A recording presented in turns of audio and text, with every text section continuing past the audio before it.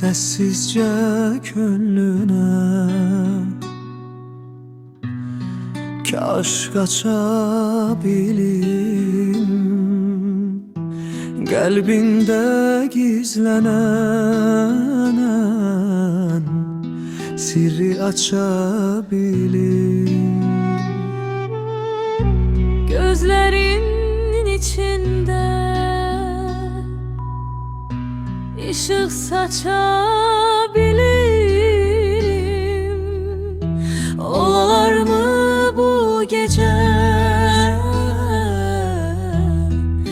yuhuna gelin? Gecenin sükutu dinlesin bizi, sevdanın ışığı bürüsün izi. Seni kucaklasın aşığın sözü. Olar mı bu gece yuhuna gelin?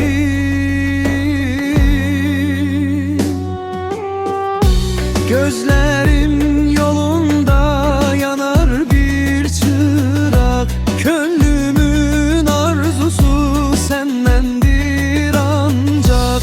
Gel özünden salma beni çok uzak. Olar mı bu gece yuhuna gelin?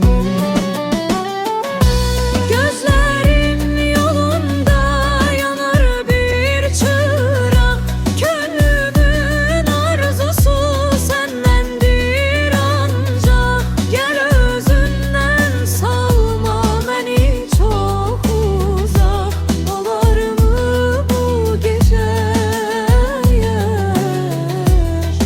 yuhuna gelin? Senli hayallara dalım geceler, yürekte kıvılcım salım geceler. İzin ver yanında kalım geceler. Olar mı bu gece yuhuna gelin?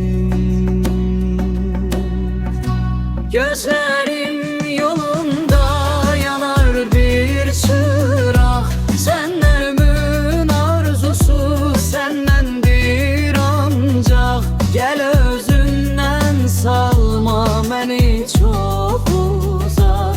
Olar mı bu gece yuhuna gelelim? Olar mı bu gece yuhuna gelin?